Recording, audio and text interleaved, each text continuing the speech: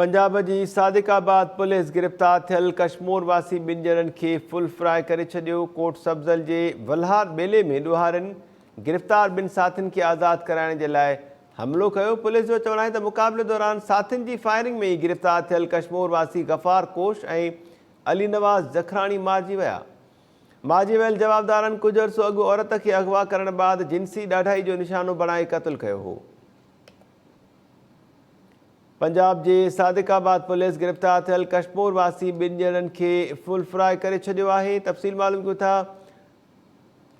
Time news Ravati जे reporter Mazhar Hussain चाचड़ खां। मज़हर, छा updates आहिनि तव्हां वटि? जी बिल्कुलु मेहताब, कुझु अर्सो अॻु जेको आहे SSP जेके DPO रहीम खान ॼाणायो सादिकाबाद जे इलाइक़े मां जेका औरत आहे उनखे मुबाइना तौर करे कश्मीर जे जेके रहवासी हुआ उन्हनि जेको आहे जिनसी ॾाढाई बाद उनजे मथां बदतरीन तशद्दुद करे उनखे क़त्ल करे छॾियो हो। पुलिस जेका आहे गिरफ़्तार जवाबदारनि खे फुल फ्राई करे छॾियो आहे।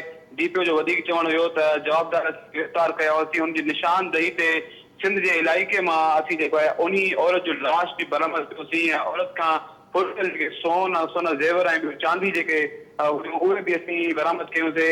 मारिजी वियलनि में जेके आहिनि त गफ़ार कोश ऐं जेको आहे त बार जखराणी शामिल आहिनि। पुलिस जो चवणु हो त अॼु कोट सब्ज़ल पुलिस इहो ॼाणायो आहे त वल्हार ॿेले वटि असीं जेको आहे जेके जवाबदार हुआ उनजी मुंतक़िली करे रहिया हुआसीं त ॾोहारियुनि जे साथियुनि जेको आहे फायरिंग कई आहे पुलिस मथां। उन्हनि जी साथियुनि जी फायरिंग में ई जेके ॿ जवाबदार आहिनि कश्मीर जा रहवासी उहे मारिजी विया आहिनि। जॾहिं तव्हांखे ॿुधाईंदो वञा त ही ॿई जवाबदार इहे कुझु अर्सो अॻु गिरफ़्तार थिया हुआ पंजाब पुलिस तां, जेके अॼु फुल फ्राई थी विया आहिनि। तव्हांखे वधीक ॿुधाईंदो वञा त ही कुझु अर्सो अॻु कश्मीर में जखराणी बिरादरी ऐं शहर बिरादरी में जेको हलंदड़ तकरार आहे ॿुधाइबो वञे त जेका औरत क़त्ल थी इहो बि उनजे करे थियो आहे, जंहिंमें SHO नबी बख्श जखराणी बि ज़ख़्मी थिया ॿिनि धुरनि जी फायरिंग में। वधीक जेको DPO आहे अली ज़ियाद रहीम खान जो उन इहो ॼाणायो आहे त ॾोहारियुनि खां जेको आहे ॾोहारियुनि जी निशानदही ते ई क़त्ल थियल औरत जेका आहे उहा बि असीं उनजो लाश बरामद कयोसीं। इन मथां उन क़त्ल जो ऐं रेप केस जेके उहे पंहिंजे साथियुनि में मारिजी विया आहिनि।